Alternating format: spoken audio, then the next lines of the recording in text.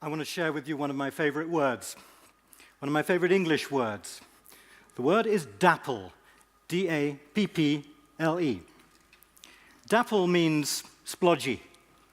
Splodgy means if you've got a dark color in an irregular shape on a paler background. A dappled horse, some of you may know, is a pale-colored horse with dark splodges on it. Dapple is the essence of beauty. Anybody who was tortured learning English literature at school may remember a beautiful poem by Gerard Manley Hopkins called Pied Beauty. It's a gorgeous poem. You should try reading it. And what it's all about, it's a hymn in praise of Dapple. He talks about how splodges make beauty. And he talks about the skin of a trout swimming under the water. He talks about the play of light and shadow through the leaves of a tree on a sunny day, what the Italian masters used to call chiaroscuro, dark light, light dark. Imagine what Dapple is. Imagine what Pied Beauty is.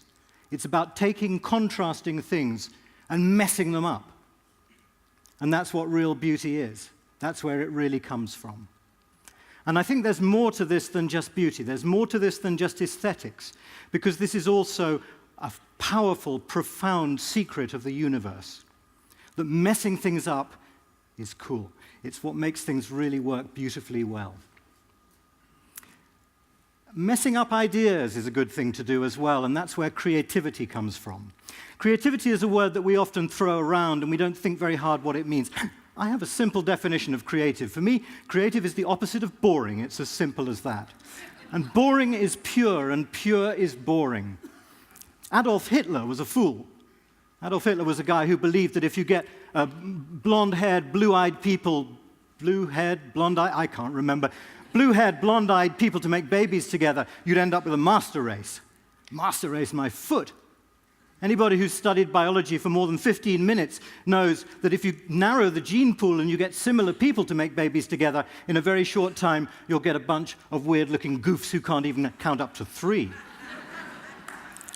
And on the other hand, if you do the opposite and you mix stuff up, then you know, as I myself have personally discovered, your offspring get quickly more beautiful, more gorgeous, and more brilliant with every generation that passes. So that's good. And possibly the wisest words ever spoken on this subject were spoken by one of the wisest men who ever lived, a man named Bob Marley.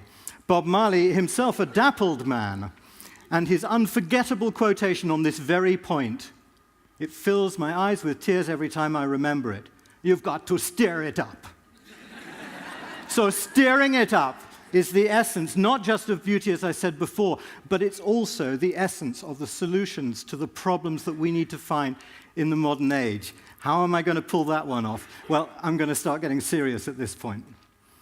The last time I spoke on a TED stage in Berlin in June, I talked about the idea of the good country, and I launched the Good Country Index. Very briefly, what all that was about was the idea that we live in an age of globalization, where everything is connected and everything's mixed up, but at the moment, at this point in time, it looks to me as if globalization has done more for the problems than it has for the solutions. Any gigantic global challenge you can think of, whether it's human rights, or human trafficking, or drug trafficking, or slavery, or pandemics, all of them have been worsened by globalization because they're connected everywhere. And they've now got to the stage where individual nations can no longer solve them individually. So my argument in Berlin was we've got to start competing a bit less, and collaborating a bit more. Because nation-states were created in competition with each other. They were created to fight. And there are two forces pulling in opposite directions, I explained. On the one hand, you have the global problems, which are out of the reach of any nation, and we desperately need cooperation to fix them. On the other hand, you have nations competing against each other as if it was still the 18th century, and this has got to change. And I introduced the idea of the good country. Good is not a moral judgment. Good is the opposite of selfish. A good country is a country that doesn't just worry about its own citizens and its own problems. It pursues what I call the dual mandate. The single mandate Politicians are only responsible for their own people and their own slice of the planet. This is the way it's always been, but that's got to change. In the next few years, 2 years, 5 years, as soon as possible, we need politicians, and not just politicians, anybody in a position of power and responsibility to adopt the dual mandate. And the dual mandate means that anybody in a position of power has two sets of responsibilities. They're responsible for their own people and for every single human being on the face of the earth. They're responsible for their own slice of territory and for the entire terrestrial globe. Now, a lot of people, when I say that to them, they say, but that's really difficult.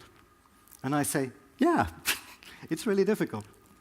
When people say to you, but that's really difficult, there are two things you can say. You can do what I do and say, yeah, it's really difficult. That's kind of why I want to try.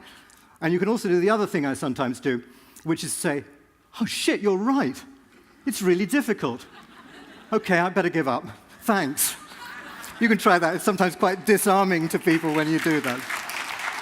Anyway, here's the thing. You're right, it is really difficult, but I think it's possible because we're talking about wide-scale cultural change.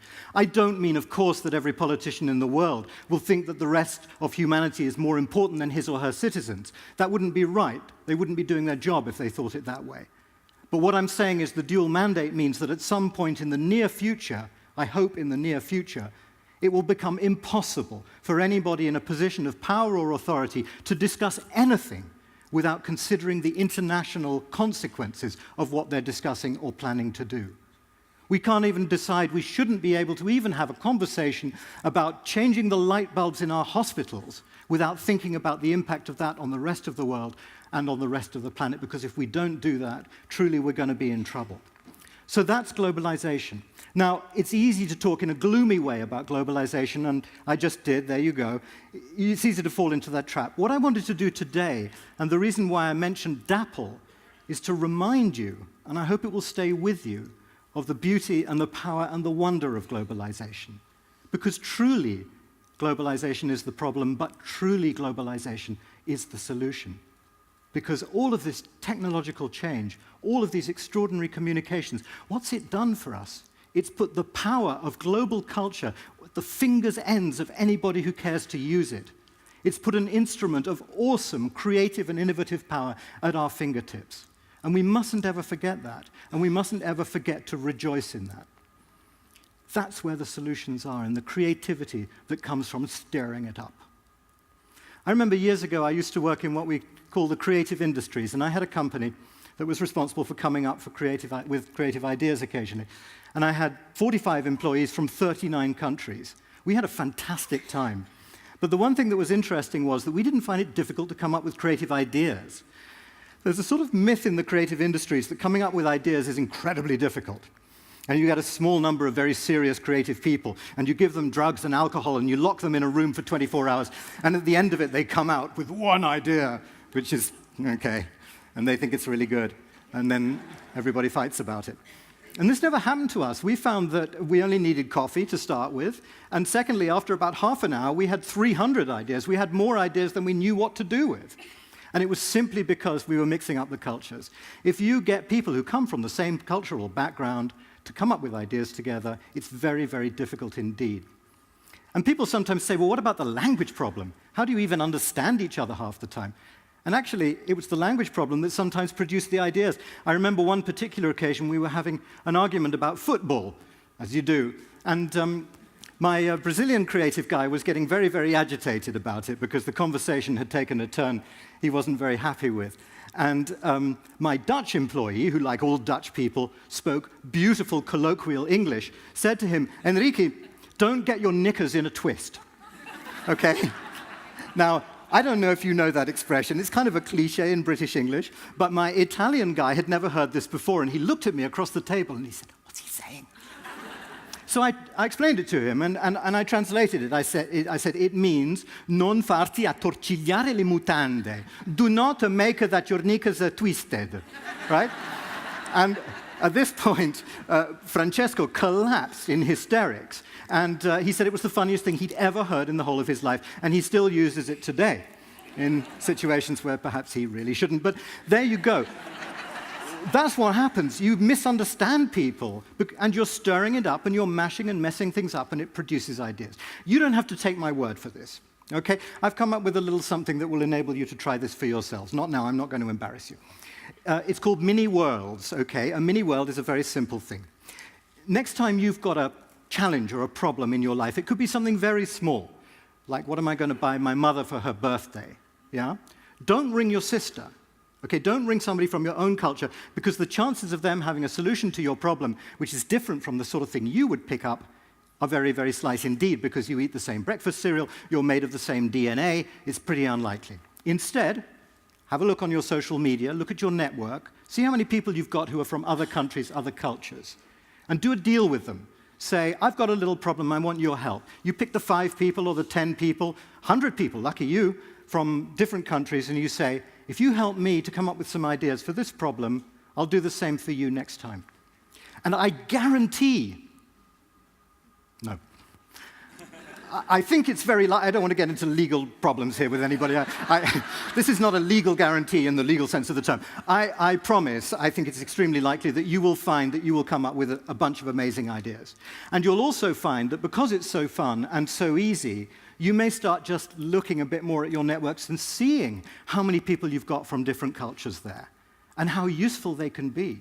And you may even find that you start to value more and more the people who come from weird, exotic places just because of what they could bring to the party. That's what I've done for years. And you may even get to the stage where you enjoy doing this so much and it works so well for you that you end up with a complete mini world. Last time I checked, it was 196 countries on Earth. If you make a mini world with 196 friends from 196 countries, 2 things will happen. The first thing is, you'll call me and I'll buy you dinner. Promise, guarantee. The second thing is, you may well find that that resource that you've managed to accumulate of 196 different nations is actually a bit too powerful for deciding on birthday presents for your mother. You might think that it would be more useful to try and solve climate change or poverty or something of that sort. So I think that mini worlds is just one of a million different ways that you could tackle this problem. And I think it's quite a cool way of doing it. So try it and see if you enjoy it. But the purpose of all of this, ultimately, is just to remind you of a few simple points. Believe Bob Marley. He knew what he was talking about.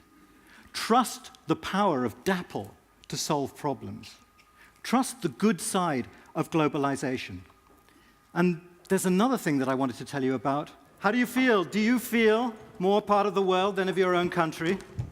Do you feel that humanity is more important than your nation? Are you slightly sickened by narrow-minded nationalism?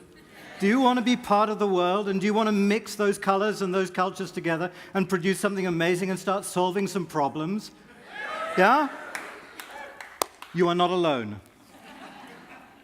Done some research. It appears that about 10% of the world's population feels exactly like us. Conservative estimate, that's 700 million people.